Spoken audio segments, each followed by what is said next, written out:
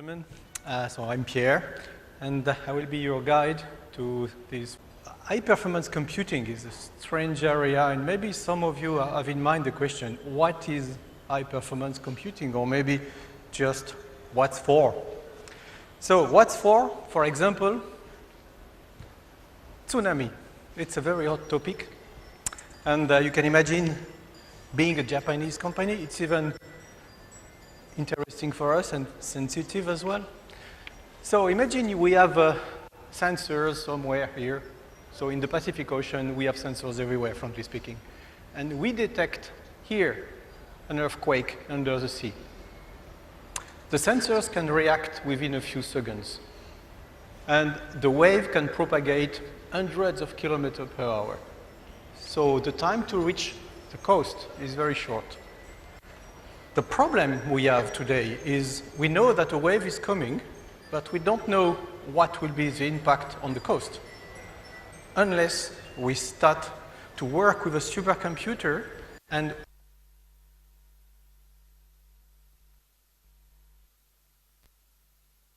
numerical model of the wave and to compute the energy, the speed, and the direction of such a wave. If we do it in a shorter time than the time needs for the wave to reach the coast, we can know in advance what is going to happen. This is the first step. Numerical will come to help and save life. This is a true usage today of supercomputing and high-performance computing, and it's done in Japan here. You can find on the internet a lot of information on this. But let's come back to our concern. As let's say, I am going to buy a supercomputer, and I have three challenges in front of me. Apart from the money side, but this is no story. So the first one is, with the money I have, how much power on the computing side, 1991, so long time ago actually, and I started to program a vector processor engine. It was a VP2000 at this time. And it was powerful. But the technology disappeared, and 20 years after, it's back. That's fun. But, so now I bought my processor. I need to integrate them inside a rack and to build my machine. Again, I start with the Spark. So I can build the FX100. Big machine. If you look to the web, you look for the K computer in Japan, you will see, I think 2 teams can play soccer inside the computer room where the key computer is. It's really the extreme high end of high-performance computing. At the same time, we can also build, based on Intel processor, something which might be smaller, and we can fit even in a room in your office. And it's called the CX400, and the CX something for the night landing machine. So the main difference is most of the references here are in Japan, while worldwide we focus on the Intel-based platforms. Now let's go back to my concern.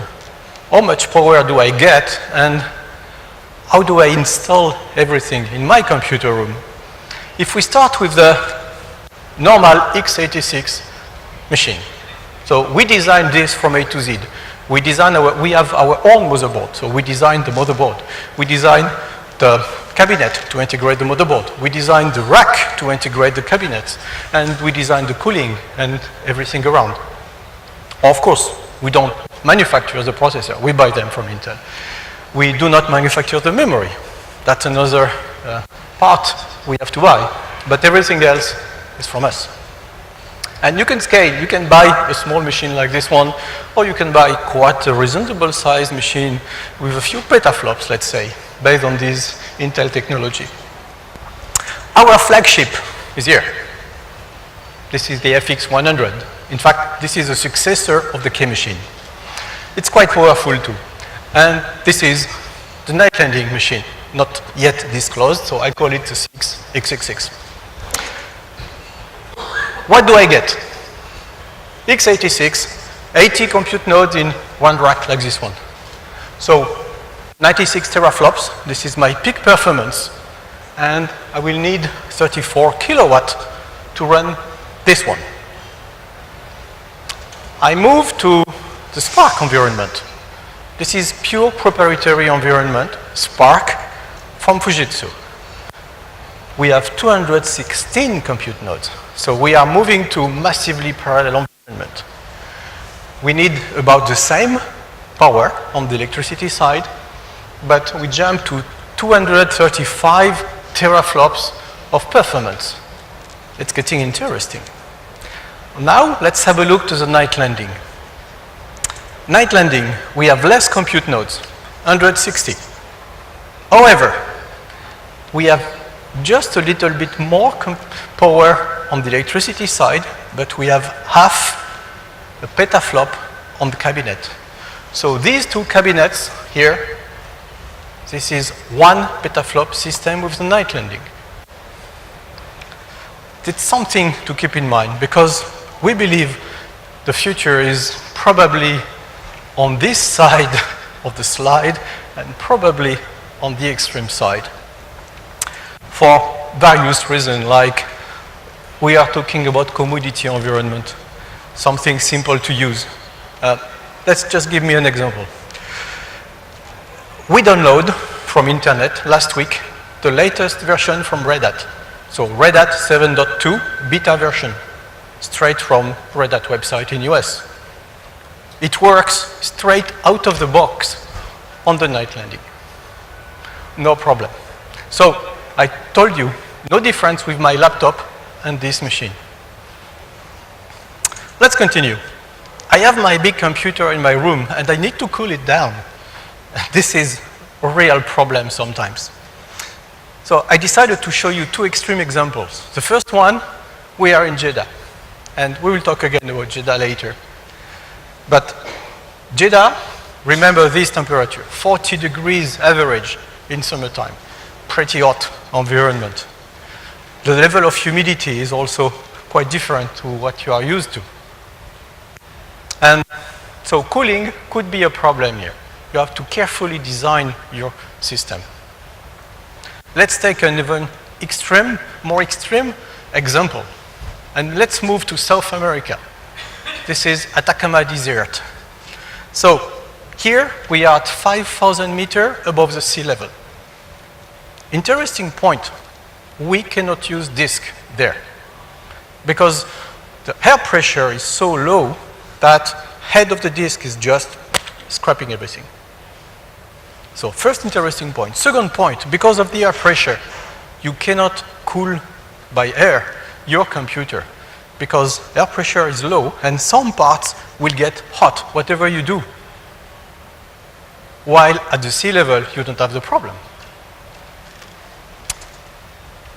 What is interesting is Fujitsu Premier G CX400 is working here, is working here. We didn't change anything, basically, to the hardware. It's the same machine running on both sides and in a very stable manner. So wherever your computer room is, we are sure we do have a solution for you, and we guarantee our computer will work. How do we cool a machine? Again, warm water is something that is available everywhere. I guess here in Mumbai, when you turn out the tap water, the temperature is pretty warm, and 40 degrees is a reasonable temperature. We can take this 40 degrees as the inlet of our cooling system, and we can cool down the full rack with this water. We have our own way to do this. We are using a specific heat exchanger we put inside. So we have an inside closed circuit with a cooling environment, and we connect it through this heat exchanger to the outside available water supply. And 40 degrees is okay for us to cool down the machine you buy. And this could be your 80 compute nodes CX400. This could be your 180 compute node night landing. It works exactly the same. What about the future of HPC now? That's an interesting question also. And of course, at Fujitsu, we are thinking about this future and we try to find answers to the question you will have soon. Clearly, green IT is the big push. Everyone would like to be green. But at the same time, everyone will expand HPC to the world. So to the cities. As I told you, the Tsunami example is a perfect example where HPC is widely spread. So we want to do cloud computing. We want to do many things. Can we still be green with all of these things we put all together? And especially thinking the K-machine is huge. Can the K-machine be green? It's a good question. So, the future is toward this exascale machine, supposedly green. And we want to build this machine, and no problem. We will find someone with the technology to build the number cruncher, the processor. Either Intel or whoever will come with a processor powerful enough, well integrated, with a very low power consumption to build this exascale machine. We will find someone able to build the memory. No problem. Technology is changing so rapidly. We have guarantees we will find our memory, the memory we need. Same on the interconnect side. We put everything together, we have an exascale machine. And you will need, let's say, 500,000 of square meters of power cells to power this. So it's half of France just to power the computer system. It's not reasonable. So the big issue will not be on the way we build the system, but on the way we manage the power. And so I thought maybe I can show you a slide with another point of view on where the power is used inside a computer. High-performance computing is basically floating point operation. A plus B, A multiplied by B, or A plus B multiplied by B. So this is a multiply and add. This is where the power is on most of the processors today. To do this multiply and add, well, 50 picojoules are used. It's very little, teeny power. So it's not a lot.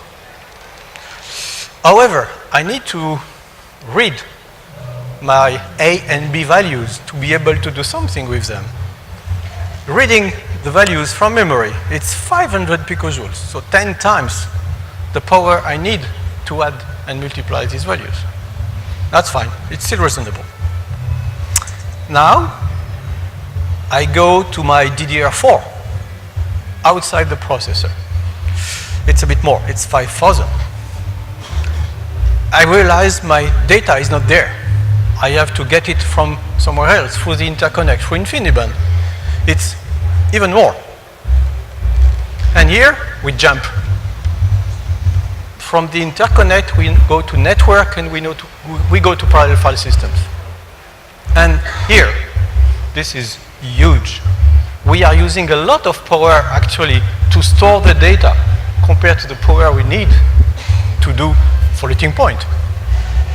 So my first comment here is a lot of people are talking about cloud computing for HPC. I think for some verticals, for some specific usage, it's a valid solution. However, because of the cost in terms of power, electricity you need, I'm not sure it's so good to think about HPC. Let me give you an example. I work for an oil company. I do reservoir simulation. I need 4 hours computation to find my way and design my reservoir, find where the oil is. 4 hours computation, it's pretty standard computation for HPC. However, my input data set is 1 terabyte of data for 4 hours computation. Can you imagine how long to move 1 terabyte of data over internet today? And even tomorrow? However, putting everything together and make it usable at a reasonable cost, it's a real big challenge. And I love really this slide here. The other side of the challenge is on the application. So let's go back in the past. 1980, long time ago. Here we have the first vector processors. We also do have people starting to talk about not message passing, it was another kind of paradigm of this time, but let's say inter-process exchange. And at the same time, multi-threading.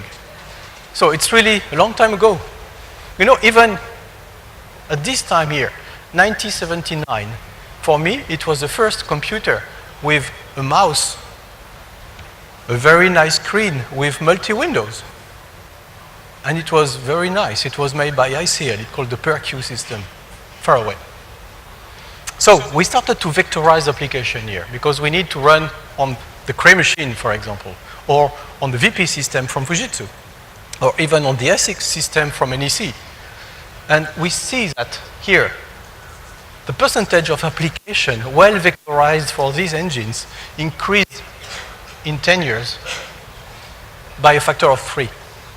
At the same time, multi-threading was just kind of exotic technology for the geeks at this time. But the interesting part also is on the multi-process parallelization. So even if using simple socket through TCP/IP, people started to think about, I can maybe dispatch my job over a network of computer, and using what I have at this time, I can communicate between process and start to think about parallel application. When we reach the 90s, we see the microprocessors. The new beast coming out of these American companies, and a decrease in the vector prioritization. You don't need to anymore to vectorize your application, and no one cares. Big drop. Multi-threading is slowly increasing. We start to have multi-core processor, 2 cores, 4 cores. It's very, let's say, small niche so far. At the same time, we still have MPP system.